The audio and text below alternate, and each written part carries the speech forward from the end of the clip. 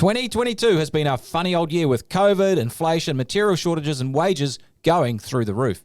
Tune into this special end-of-year podcast where we pull apart the lessons from 2022, celebrate the best bits of the Profitable Tradie podcast, and look forward to what you need to do with your business to ensure a successful 2023. Now, there's some super important stuff here that you should be looking out for. Alrighty, Tony Fraser-Jones here, host of the Profitable Tradie podcast, and really excited to be hanging out today, end of 2022, with my good mate Phil Smith here, who just flipped the bird to the camera. What was that about, Chief? I don't know what you're talking about, man. I don't know who the bird is. Never heard of her. Denial is... not a river in Egypt? Yeah, denial is not... That's a good one. I like that. Denial is not a river in Egypt. Yeah. Denial. Anyway, if you're listening today, welcome. It's cool to be hanging out. Merry Christmas. I hope you're going to have a fantastic Christmas. I hope Santa's going to bring you, or brung you. Is that the right word? I don't know, man. Brung? Bought. No, brought. Yeah, you didn't buy I something. hope Santa's going to bring you, if you're listening to this before, or has bought you, or brought you. I never know the difference of that stuff, and I don't care either. Brought you some great stuff for Christmas, and you're going to have a great time over the Christmas vacation. Yeah. Anyway, what are we doing today, mate? Apart from just having a good time and talking a bit of schmack. Well, the thing is, we kicked the podcast off in February this year, and it's been a pretty amazing ride so far. Been heaps of fun, and we've got so many people telling us how much they enjoy the podcast, and more importantly, from our perspective, how helpful they've actually found it to be. So, well, just on that, I mean, I know your mum told you she enjoys it, and my mum did as well. So therefore we're winning. So there's definitely two people who are enjoying it, which is happy days. Well, your mum also told you you're handsome, so I mean, maybe she's a liar. Yeah, well, sorry, man. She did get some new glasses this year, so. Oh, damn it! You got to hide those things before she realizes. Devilishly handsome. Anyway, weird talking about how handsome you are, Phil. I mean, me. Anyway. Yeah. So, anyway, we've done 50 odd episodes. Yeah, so we kicked off in February, eh? Yeah, February. Yep. Done 50 odd episodes, and we've had over 50,000 downloads. So it's going pretty well. And today, what we want to do is basically just look back on 2022, the year that was, and lessons we've learned, best bits from the podcast, and what to look out for in 2023. So, yeah, should be fun. Just have a bit of a yarn. Yeah, catch up. Yeah, see how it went. Yeah. Hope everyone's doing good. Yeah, what I thought we could do this time is actually, I have a question. Yeah, fine. Go on. This is important. When you have Christmas dinner, have you learnt not to eat too much so that you end up, how you eat too much and you just feel absolutely stuffed afterwards? Like, you get to the end of the meal and you're like, yeah, I'm pretty full, but then, like, it just keeps expanding. So, like, half an hour later, you're like, oh, I've done it again. Yeah, well, you've seen me at the team lunches, Tony. What do you think I do? You're a hog. Yeah, that's right. Yeah, I've never learned that lesson. It doesn't exist. You just eat until you die. Pop. If it's good food, man, I'm not going to stop. That's for sure. It's a problem. Big problem. Well, hey, look, on the story front, obviously considering that the topic is just to review, I was thinking actually what we might do is let's pull out our favorite stories from the year. So maybe you go first. What was the... No pressure. What was your favorite story we told this year? I was trying to think of something witty and clever, but actually it's not really my thing, witty and clever. Leave that to you. So my favorite story is the story of the ship's engineer. Oh, yeah? You remember that one? Chestnut. The old chestnut? Yeah. So ship's engineer, so there's a massive ship and it won't start. They can't get this bad boy to fire up. The engines are the size of 3 houses, and they just won't turn over. And so they call this old engineer. He's this old guy. He's wizened, flipping probably about 87. Yeah. And he comes down and he looks over the ship for an hour or so, and he pokes his head in to the engine room and lifts up a few hatches and covers, and eventually he gets a hammer and he goes to this pipe and gives it a real hard whack. Ding. And then he says, right, fire the engine up, and they fire it up, and it bursts into life, and away they go. And he's like, sweet as, I'll send my invoice. So he sends his invoice, and the invoice is for $10,000. Yeah. And they're like, what? That's ridiculous. Like, all you did was tap a pipe and you're charging us $10,000. Yeah. And he's like, well, it's $9,000. That's $100. Let's get the story right. It's $100 for tapping the pipe, and it's $9,900 for the 50 years of experience about knowing which pipe to tap. Yeah. Yeah. I love that. It's a great story. It's a great story. And the reason I love it is for you guys who are listening, you got to know that you're worth it. Yeah.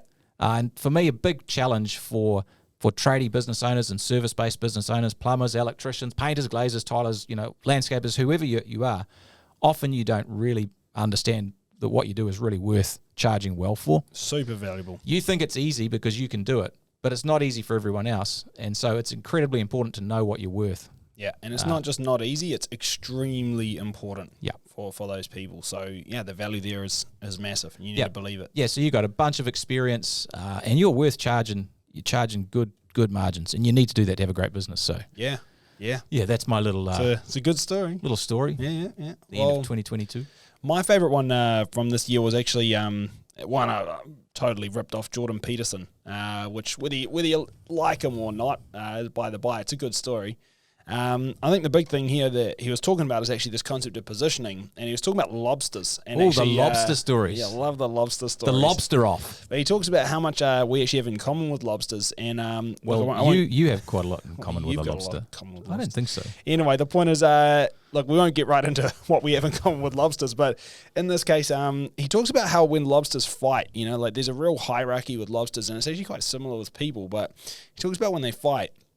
And the first thing they do is when the lobsters square off against each other, they show each other their claws. Look how big my claws are. I'm gonna roll you, dude. And then they show off the claws, and obviously, if the claws are looking pretty similar, then they're like, no one's backing down. So the next thing they do is actually squirt out this stuff from between their eyes at the other lobster. And what that does is it's like tells the other lobster a lot about this lobster biologically. Like, so the spray will contain information about how big the lobster is and how mean the lobster is. How many reps he's done at the gym. But then there's one betraying thing that comes out here is whether or not this lobster is actually on a hot streak. Now, this becomes quite important. So there's a lot about the lobster's confidence that actually comes out in that spray of hormones. So then what happens is that the lobsters will, take that spray in and try to figure out who they're fighting and whether or not they have a good chance of winning. At that point, if it's still pretty even, they'll actually have a fight and they'll try and have a go at each other. And it starts off, a little bit casual at first, but it really escalates, and they can actually really, wreck each other. They rip each other's limbs off and can be very damaging. At any point, if you think you're going to lose, the lobster has a tail reflex where they flick back and they get out of the fight and they leave disgraced. Tail between their legs. Tail between their legs, and they don't get the nice rock, they don't get the nice food, and they don't get all the girls. So pretty advantageous to win these fights if you're a lobster. Now, the thing that's interesting about this is actually that you'd think in a lobster fight or in life, for people, that your past record would make a big difference. For example, a boxer, if I've won 100 fights in my career, I should be a formidable opponent. And I might be fighting someone who's lost 100 fights in their career, so I should win this easily. But actually what's more important is, did I win my last fight? Because I might have won 100 fights, but I've lost my last 5. And the guy I'm fighting has lost 100 fights, but he's won his last 5. He's actually got a really good chance of beating me. He's on a hot streak, I'm on a low streak, and I don't have much chance. And that actually comes a lot down to your confidence. It's the same with the lobsters. So lobster might have won 100 fights, but if he's lost his last couple, and inverse for his partner, the partner can taste that in the secretion, and they know they have an edge because they're fighting someone who's not confident. And so I think the big thing here is it's like, how can we boost that confidence? Because we all get on low streaks. Sometimes you might be in sales and you've had a few attempts and had a few rebuffs and you're not doing too well. It could be in your pricing. You've put a few prices forward and they've been kicked back and no one's keen. You might have had a few failures, a few callbacks on site. There's lots of things that could happen. But you can get on a low streak, and actually when you get on a low streak, your confidence drops, your positioning drops, and your chance of continuing that low streak increases. And the biggest way to turn that around is actually chemically through the boost of serotonin. Easiest way to boost serotonin is exercise, massage, and actually nature. It's been studied. Get out in the green. Yeah, it's been studied. They've tested someone's serotonin levels as a pre-test, and then got them to take their shirt off and hug a tree for 10 minutes, like skin to tree, and serotonin increased by 40%. So tree hugging's actually a thing. Yeah. I mean, known? I'm not saying get naked in the park and hug the trees, but there might be other issues there. But if you're on a losing streak, maybe consider the way that you're boosting serotonin naturally. Like, get some more exercise, get some better sleep, and get out into nature. Have a swim in the ocean, run through the bush, whatever it might be. Pump the guns up. Yeah, that's it. And get in the right headspace. I think just biggest lesson from that: importance of mindset, importance of coming into things with the right positioning, the right confidence. believing in yourself. Yeah, well, and flipping that around, success breeds success. That's right. Yeah. So this 2023 coming up, I think try to keep that in mind. Yeah. How can you turn up better and get more wins? Bro, that's a good story. Hey, Yeah. I didn't make it up. No. I stole it from Jordan Peterson. Yeah. So, but I thought it was a goodie. It is a goodie. Yeah. So maybe we should jump in and just touch on some of the key themes that we've seen, through coaching people Yeah. this year. Yep. Because it's been a pretty interesting year, right? Yeah, pretty interesting. So I think the first one, obviously, is we've had COVID. Yep. COVID is still hanging around. It's sort of we're not sort of worrying about it quite so much now, which is amazing. Yep. But definitely at the start of this year, we had different parts of the world and different states and stuff and lockdowns. Yep. Which was super frustrating. Obviously, made it difficult to get work done. We had staff illnesses as well. People actually being affected by COVID, or their family being affected by COVID, or their team as well. Yeah. Being affected by COVID, and clients being affected by COVID, or other contractors being affected by COVID. So there's a lot of mucking around, on job sites out in the field, because basically people couldn't get there. Yeah, and we're looking at 2022 compared to the last previous few years. It's like, thank God we're not seeing the deaths and things at the same rate these days, which is awesome. Yep. But what we are seeing is just a lot of effect to your team in terms of unavailability, sickness, long-term effects of that, and with your suppliers and clients and stuff as well. So it's just it seems like a lot more disruption this year. Yeah. So not as devastating, but definitely still disruptive. Yeah, and there's people suffering with long COVID as well, and there's people also. We're finding that team members are taking more sick leave now. So whereas before COVID, if people had a snuffle or a bit of a cold or a sore throat, they'd still come to work and push through, and people don't really do that anymore. No. And that's probably a good thing. Well, there's definitely an expectation being put forward from higher ups in most countries, where it's like, hey, if you are sick, you don't come to work. Yep. Which is a good thing. Although we, for a few of our businesses, they've been a little frustrated with their teams maybe taking that a little bit far, but sick leave has definitely jumped up. So that's been definitely something we've seen this year. Yeah, for sure. Put a lot of stress and emphasis on things like scheduling and preparing for this type of stuff, because you can literally have a team devastated and have a bunch of people off at once, and it's pretty tough to get anything done. So. Yeah, and there can be no warning as well. Like two people in your crew go down, and they're out for 5 or 7 days, and it's like Well, there's the flip side actually of the don't come to work when you're sick, is the amount of times people are like, oh, I think I've got COVID. And they know that you can't say, come on, mate, harden up, come to work. So maybe a little bit of piss taking as well. But hey, look, we won't get into that. Yeah. Definitely the supply chain has been interesting. I think the good news, like the supply chain is definitely at the start of the year, it was difficult to get materials. There were hold-ups. Shipping like around the whole world was sort of ground to a halt. That's sort of easing up. People were hoarding supplies, buying a lot of stuff and warehousing them.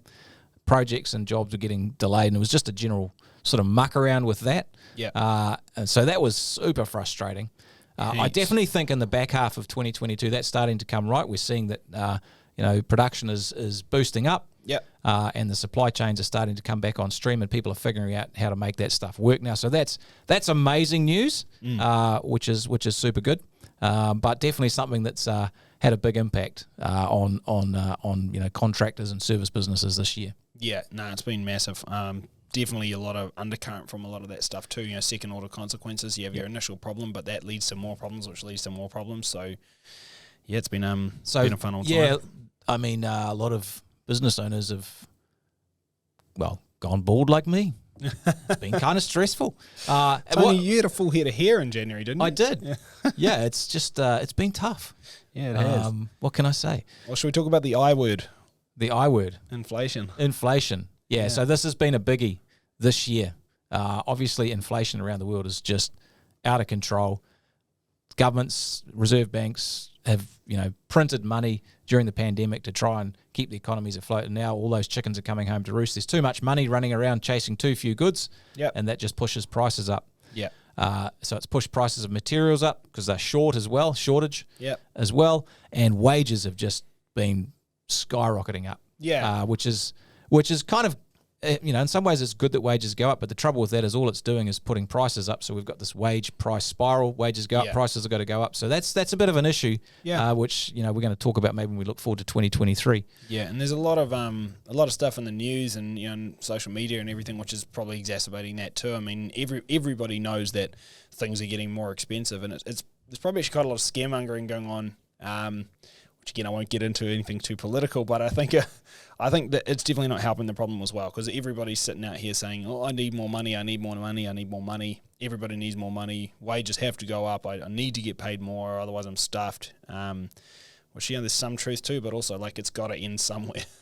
Yeah, and I think that's a big lesson which we'll jump into in a minute. Is we're going to have to be really tight on how we manage our margins, and that's been important 100%. This year as well.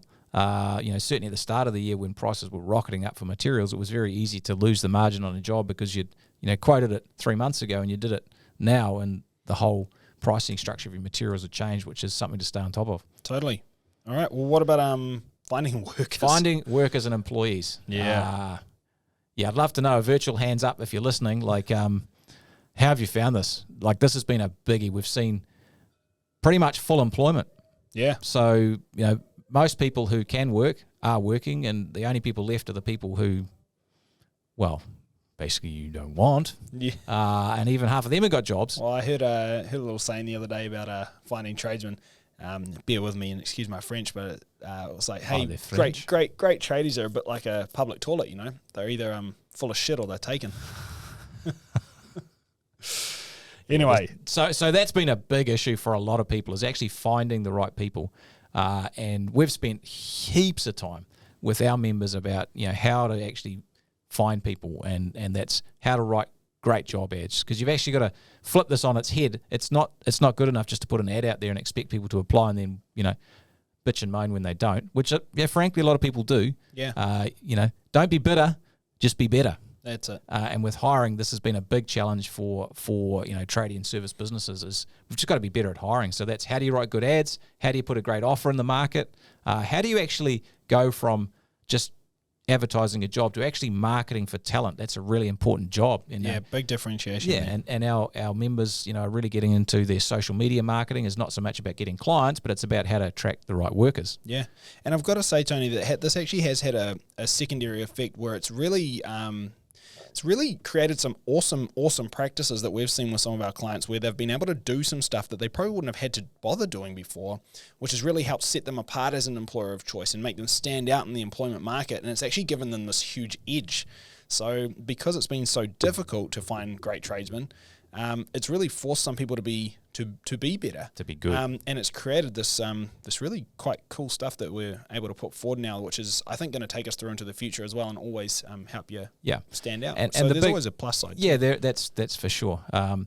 The big thing here, if you're listening, is there's a change in mindset needed from, my job is just to get the work done in the business. If you want to grow a business and you have a team, your job is to build a great team. That's your most important job, because they do the business, they do the work. And if you want to grow profit and time and freedom and your enjoyment of life, you need a great team. So you've got to become excellent at actually building team. And it can't be just a thing you do once in a while. It has to be like a real commitment, and get strategic about it and put the right processes in place around growing your team, building culture, but also attracting the right people and having good systems for hiring. What ads you put in there, what's the process you take people through. You can't just wing it and sit down and have a bit of a chat. We have an 11-step hiring process. Get really rigorous about this, because this stuff will pay you back huge. It's probably the most impactful work you can do, because it's how you create leverage, right? So that's right. Instead of your effort, 1-to-1 effort, it's 1-to-2 effort, 1-to-3, 1-to-4, 1-to-5. We've got businesses 1-to-20, 1-to-60, 1-to-100, 1-to-200. Yeah. That's leverage. Yeah, that's right. That's right. And should we talk about the economic cycle? Well, I think this is actually pretty important to think about, because this will help us understand what's actually happening in the whole economy. And as business owners, I reckon we need to be aware of this. So, the cycle is like the boom and bust cycle. And, leading up to sort of 2020, 2021, there was easy credit, there was low interest rates, house prices were going up, there was lots of spending, people were buying houses, there was fear of missing out, shares were going up. And during that time, all the governments and the reserve banks and the Fed were printing money to stimulate the economy. Yep. And that's led to massive inflation. And so we've got to this peak point what happens then is we start to get a contraction in the economy, which is where credit gets tight, so it's harder to borrow money. Interest rates go up to control inflation. House prices start to fall. The share market goes down. Instead of people jumping in to buy assets, for fear of missing out, it's sort of wait and see. They hold off just to see what's going to happen. You get more bankruptcy, payment problems, and construction spending starts to go down. Yeah. And so we're seeing this now as if you look at your general contractors and your builders, a lot of them are still busy now, but their pipelines are a lot more empty than they were, 12, 18 months ago. So they don't have nearly as much forward work in front of them. Yep. And so, only a blind man or woman wouldn't see that the cycle is changing, and that, next year and the year after, there are some storm clouds on the horizon. And there may be less demand, or demand might change for services. There may be less money. There'll definitely be more bankruptcies amongst construction companies and that sort of thing. So we really need to look out for that. And I'm not saying that to, for us to be sort of scared and sort of pull the hatch over and sort of go to sleep.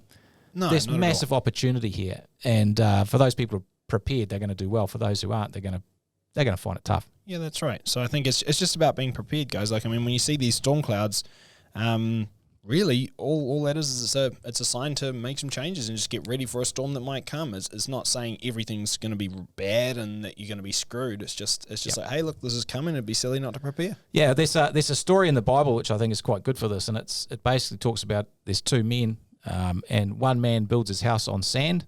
It doesn't take long to build this house, and there's another man who builds his house on rock.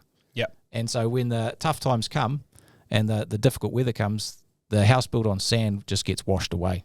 But the house built on rock, withstands the weather, and it moves forward. So our job in 2023 is to make sure our business is built on rock, because you will thrive if it is. That's right. And again, we have the opportunity to do that. So I think, should we dig into that a little bit deeper?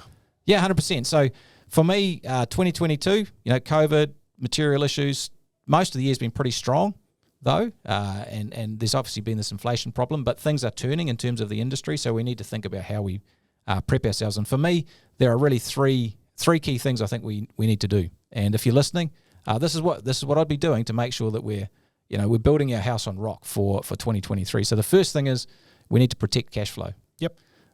So that's super important. Make sure that cash is the oxygen for your business. You've got to have cash.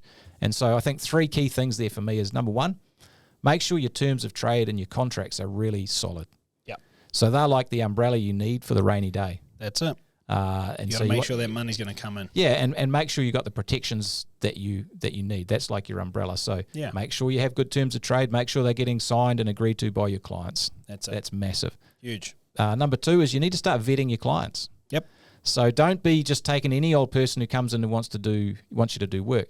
And this is what happens when in potential, I don't want to use the R word, recession. Oops, I said it. But what happens when things get tough is you'll find that you get some new clients coming to you wanting to use you. And you've got to look at the subtext there, which is why are they not using their existing supplier? Well, right. It may be because they've maxed out their credit there and they're struggling to pay their bills and get their projects done. So you want to make sure you do credit checks, and you want to get deposits wherever possible. Now, that's not possible with some commercial stuff, but credit checks are really important to see where they're at. This could save you a world of hurt. Really could. So vet your clients. And third thing is, you need to be forecasting. And I think we done a podcast on this recently, a cash flow forecast a few weeks ago. Make sure you know how your cash is going to look over the next 12 weeks. Have a rolling 12-week cash flow forecast so you can see where you're sitting. So that's massive. That's huge. Yeah, and associated with that is you definitely want to make sure you've got an emergency fund. Ideally 3 months of operating expenses. Set aside. That's the kind of don't mess with me money. It's like your insurance policy. That's it. So number one, you've got to protect cash flow. Big time. Number two, margins. Maintain margins. I mean, this is always important, but in this situation, with inflation, it's super important because costs going up 7, 8, 9% a year. That's actually significant amount each quarter. Even it's like 1 to 2.5% a quarter. So you need to make sure that you are back costing your jobs. This is unbelievably important. Checking that they are profitable where they need to be. Because job profit is the engine room of growth, engine room of profit in your business. So check your jobs, do your monthly financials. have a P&L that you do every month, and have a balance sheet. So you're checking, am I liquid? How are my receivables looking against my payables? So you've got a good snapshot of what's happening. That's massively important. Yeah. And you need to proof your business for inflation. So that means, stay on top of your pricing, because if your inputs are going up all the time, your wages and materials, and you're not adjusting your prices, you're going to have some massive problems. That's right. So you got to be really aware of that. I think is huge. So that's the second thing. The third thing is, and this is massive, this is about really managing risk, is diversifying your client base. Yeah. So the first thing is probably three things here. If you just work in one niche or one niche, maybe you work with group housing companies, but you've only got one or two that you work with and they're all of your work, that could be a massive problem. Yeah, well, one's a bad number in business. We know that. One's a terrible number, and what can happen? If you lose one, you're stuffed. You're stuffed pretty much. So, if you're in that market, maybe try and get some more clients in that market so you're spreading risk. Yeah.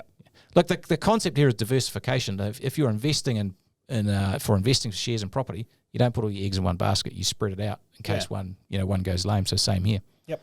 So if you're in one niche, get some more clients within that niche. The second thing is add a niche or a niche. Yeah. Now, we know that construction slows down, when the R word hits, the recession. Yep.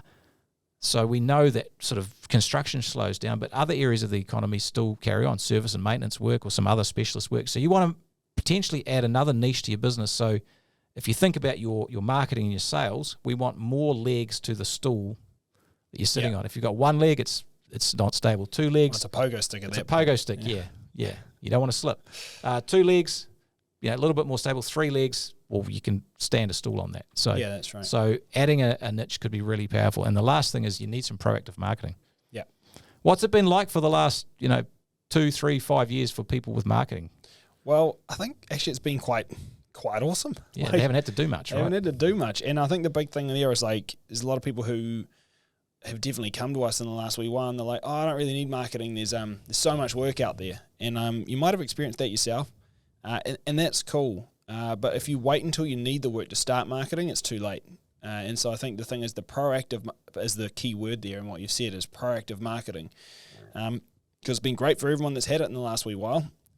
You may not feel like you've needed it, but if you want to survive a potential downturn, you're going to need to start that river flowing now. So especially if you're getting another niche or niche off the ground, you need to actually start that with a bang. So get these practices in place now. Yeah, I think and I think you've alluded to it, Phil, is lag is a really important concept to understand with marketing and sales. Yeah. Now, if you're short of work now, it's a problem that's been generated over the last 2, 3, 4, 6, 12 months. That's it.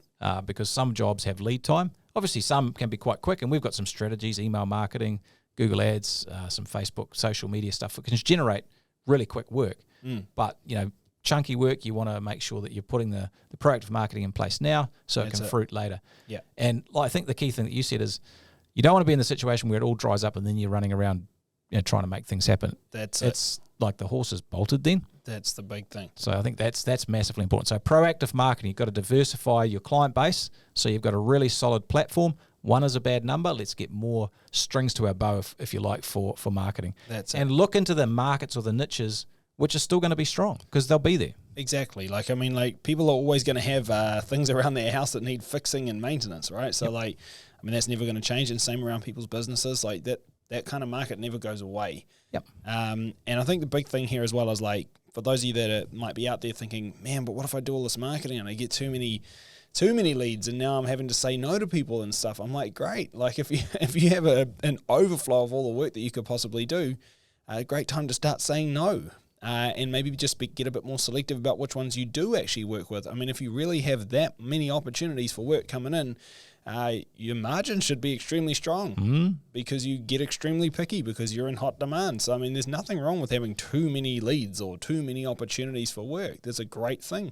I feel like a pay rise coming on when you talk about having too much work. Give yourself a pay rise. Well, dude, it's economics, right? Yeah. I mean, in this case, there's too much demand, not enough supply, so price should go up. It's pretty natural. Look, it's been fun sort of kicking around what we've done this year and some of the themes and shooting the breeze about the podcast because I've enjoyed this a lot. It's been great fun. Yeah, it's been awesome. You've been amazing. Oh, so have you, man. Hats off. Mate. It's nothing like a bit of the old Mutual Admiration Society. That's right. It's getting a little awkward. We might have to take this on offline. Lucky Nephi's here to keep us honest. Break this party up. But I think the key message here is, look, there are some warning signs or thunderclouds on the horizon. There's no need to freak out about that. No, not at all. If you plan and you know what's happening, you can crush it with this, no problem. A lot of great businesses, many great businesses actually are really formed when the going's a bit tough, because the ones that aren't great, like the wheat and the chaff, I haven't used that for a while. The chaff gets burnt off. Yeah, it gets sorted and found wanting. Yeah. So you do those three things, protect your cash flow, maintain your margins, and diversify your client base.